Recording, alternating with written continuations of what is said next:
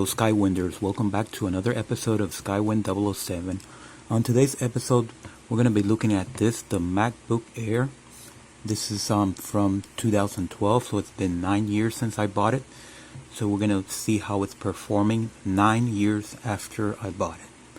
I remember I went to the Apple store and I paid $1,000 for it plus tax, so it was like $1,000 and 100 tax, so it's $1,100. Overall, it's absolutely a good computer in one sense: speed, and that is the biggest pro it has. It has maintained the speed over the course of those years, so I'm very happy about that. I used to have the Toshiba. I bought a Toshiba right around that same time, and it just kept slowing down. Within a few years, it slowed down to the point where I didn't want to use it anymore. But this Apple products, not just the MacBook Air, I also have a MacBook Pro, and I had an iPad. We had 2 iPads, and we had an iPhone, and they all keep their speed over time. They're not like Windows and Android, which they slow down over time real quick. So that is the biggest pro, and that's how I want to start this video. And that is the one reason why I could recommend this product. That's the biggest pro. The biggest con is storage. So that is the biggest limitation that this product has. And if you want to click away right now, you can, because that's basically a summary of what this video is going to be about. Now I'm going to go talk about some other things. Another pro. There's one more pro, and there's a few more. There's a few more pros, and there's a few more cons. So, but in general, very fast computer, very little storage. When I say storage, I mean the hard drive, and that's basically it. Okay, so for those of you that are still watching that haven't clicked away, like I said, speed is the best part of this computer that it maintained. It's been 9 years since I bought it, and I've been upgrading, and it still maintains its speed. It hasn't slowed down significantly. So it has the latest operating system, the latest OS, Catalina, and it's still fast. It's almost like a new computer. So those are the two big pros, the fact that it stays fast and the fact that you are able to upgrade, because Apple will allow you to upgrade. I've been upgraded for 9 years. That's amazing. 9 years of free upgrades from Apple. So I do have it. We're in 2021, and I have the latest operating system, which is Catalina. So that's the two pros. So let's move on to the cons. The cons are overheating. This computer's I also have a MacBook Pro. They tend to overheat, especially when you run heavy software like games, but not necessarily games. I also do a lot of computer editing. Video editing, because I'm a YouTuber. You're watching me on YouTube. So when I edit my YouTube videos, it does overheat. So, and the reason why they overheat is because Apple likes to make everything so thin. They want to make everything needs to be thin for Apple. So when they make everything thin, things will overheat. The other con is storage. I already said storage was a problem. 60 gigabytes for mid 2012, that is very low, and we're in 2021. We're in the terabyte era, so that is ridiculous. I mean, my phone has more memory than this computer. 60 gigabytes when you're editing videos, you're gonna have a lot of storage problems. If you're not editing videos, you might not have that issue.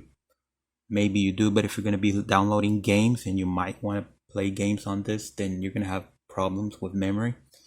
The other problem is compatibility with some other devices. Like it won't have any issues with cameras. If you connect a camera, it'll read the camera. But if you connect an Android phone, it's not going to do anything. You're going to have to download the Android file transfer from Google. So that's one more step you have to do, and you have to approve it on the phone. You have to approve the connection. The other problem that I do have with Apple is the charger price. This lasted me 9 years. I bought this in 2012. Eventually it gave up, of course.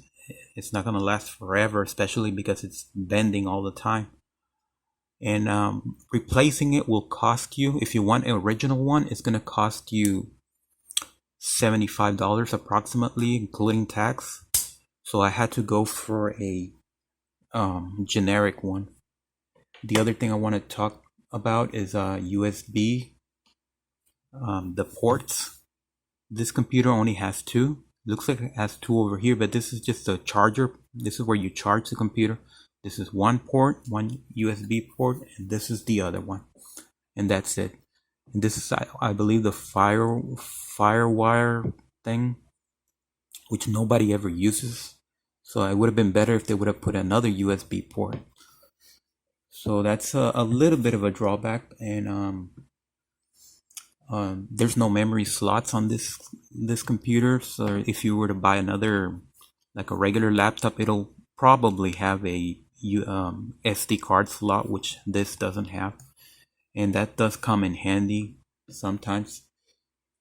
And sometimes another problem with Apple products is that they're not always compatible with other software, because we do live in a we live in a Windows world. So when you try to put software here, especially games, some games are made specifically for Windows, and you might have problems with that. So if you're gonna get very complicated and you're gonna be downloading a lot of software, this doesn't even have a disk reader, so there's no way to putting a disk. But nobody does that anymore. But you're still gonna download stuff, and you're gonna have problems with. You might have problems because you have to check to make sure that whatever you want to run on this computer is compatible with Apple, the Mac OS, and not Windows. So those are the big issues with these computers, that lately they've been making them so thin.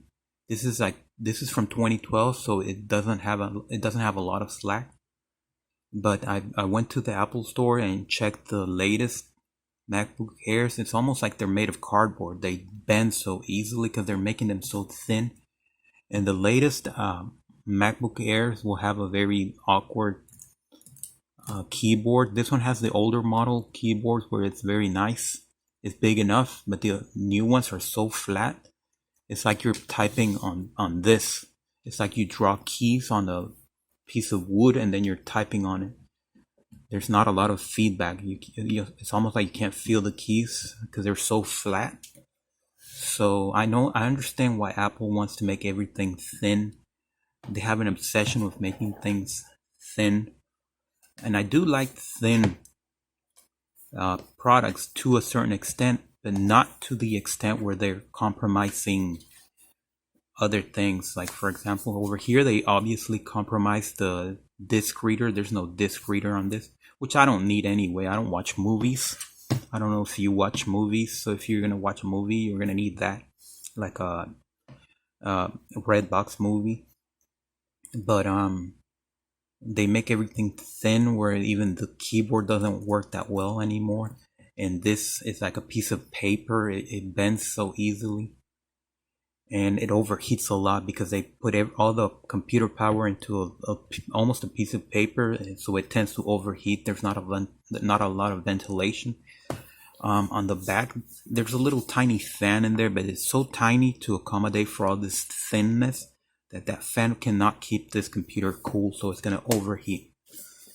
So those are the good things and the bad things about the MacBook Air 2012. So this 9 years later, it's a good product. I do recommend it because it stays fast and it'll remain fast for a long time, at least 9 years. And the biggest issue I have with it is lack of storage, lack of memory. Only 60 gigabytes for this particular model. And even if you go right now to the Apple store and you're gonna look at the latest computers, they'll have computers that only have maybe 250 gigabytes, which for 2021 we're in the terabyte era. It's very small, so they do have a big problem with not putting enough memory in their computers. Thank you for watching. Subscribe and thumbs up.